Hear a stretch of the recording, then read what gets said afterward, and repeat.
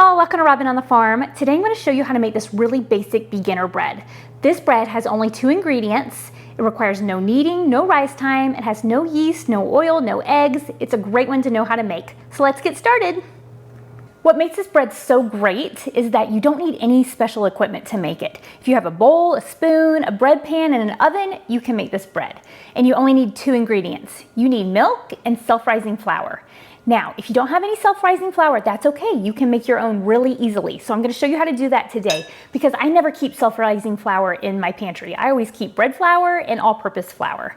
So let me just show you how to make it. It's super simple. But if you have self-rising flour, just put 2 cups of self-rising flour into your bowl. For me, I have all-purpose flour, so I'm going to put 2 cups of all-purpose flour into my bowl. And to those 2 cups of all-purpose flour, I'm going to add 1 tablespoon of baking powder. Okay, baking powder, not baking soda. So 1 tablespoon or 3 teaspoons of baking powder. And to that, I'm going to add a ½ teaspoon of salt. So any salt will do. This is just some sea salt, but any salt, any plain old table salt will be just fine. So a ½ teaspoon of salt.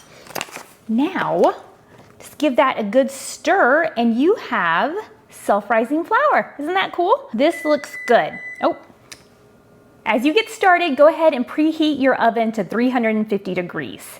That will take the longest. This is such a simple recipe. It's gonna be ready like that and you're gonna be waiting on your oven to preheat. Okay, so this is all mixed up. That looks great. Now, to your 2 cups of self-rising flour, you're gonna add 1 1/4 cups of milk.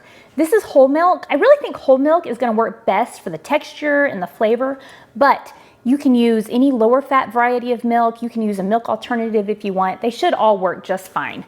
So 1 1/4 cups of milk, just pour that right on in there with your self-rising flour. And then just take a rubber spatula or a wooden spoon and just give it a good mix. And you're just going to want to mix this until it's just combined. You don't want to over mix it. That can give you kind of tough bread. This is actually one of the very first breads that I get my kids to help me make in the kitchen because as soon as they can stir, they can make this bread. And it makes them so proud to make their own little loaf of bread. So if you have kids or grandkids, get them in the kitchen with you right now and let them help you with this. And as they get older, they won't be intimidated in the kitchen. They won't be intimidated by the bigger loaves of yeast bread. And they can learn how to make those really easily too. But this is a great first bread to know how to make. Also, this bread is fantastic when you just don't want to fuss with making a yeast bread or biscuits or anything like that. Sometimes when I have soup on the stove and it's 5 o'clock and I'm running out of time and I'm busy, then I'll just whip this up, throw it in the oven, and it'll be ready in no time. So that's it. Those are our only 2 ingredients, and that's all it takes to whip up this bread. Now, grab a loaf pan. This is my cast iron bread loaf pan. I love my cast iron bread loaf pans. They make baking bread so fun. So what you're gonna do is you're gonna take this batter and you're just gonna pour it into your loaf pan. Now I do have this oiled up really well. For my cast iron, I'll put about a tablespoon of oil into the bottom of it and then just rub it all around the sides and the bottom so that nothing sticks. So just gonna pour this batter into your loaf pan. And then I'm just gonna get it all spread out. It is kind of a thick batter, so don't be alarmed by that. That's what it's supposed to be like. Now, don't expect a really highly risen yeast bread out of this bread. This is gonna be a smaller bread. It's almost like a biscuit bread, but it's very, very good. And as easy and hassle-free as this is, it's definitely worth making to see if you like it. So my batter's all spread out. It's ready to go in the oven already. I'm gonna throw this in the oven at 350 degrees for 35 to 40 minutes, just until it's as brown as you want it. Now, this also isn't gonna brown up quite as well as our yeast breads, but it'll still get a little bit brown and it's gonna be fantastic. This is great to go along with soups or a side for dinner. It's great for egg salad. This is a great bread to know how to make. So I'm gonna throw this in there and I'll show it to you when it's done. Our 2 ingredient beginner bread is ready. It looks great. Okay, y'all, check out this bread. This is a really simple 2 ingredient beginner bread. It's fresh from the oven. It smells delicious. So I am gonna go ahead and just turn it out from the baking pan. It's hot. Okay, so here it is. As you see, it is a much smaller loaf of bread than a traditional highly risen yeast bread, but it's still a fantastic little loaf of bread. And like I said, it's kind of like a biscuit bread, which tastes really good. So I'm just gonna cut into it and you can see it. It's great to go with dinner, it's super fast, super simple. It's really great for breakfast too, if you wanna have some jam and butter on it. Oh, it's so good that way. So here it is. Do you see that? It's really hot, but it looks great. It's soft, it's fluffy.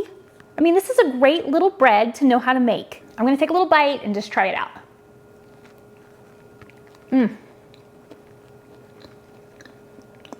It tastes really good. It's like a soft biscuit, and I really like biscuits, so I really like the taste of this bread. I think for as simple and easy and fast as this bread is, it was ready in less than 45 minutes.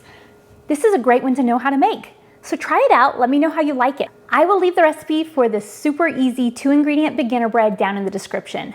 I just figured out how to make a link that you can click on to print out the recipe. So you can print it out or you can share it with your friends. I would really appreciate it if you shared it with your friends. That would mean the world to me. So I'll leave that recipe down in the description. Thank you for being here with me on Robyn on the Farm. I'll see you next time.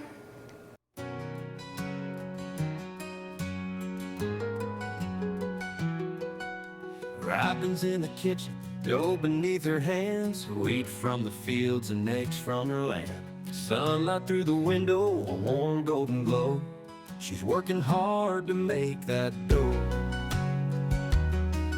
With flour on her apron, loving each knead, ground wheat fresh, sowing her seed.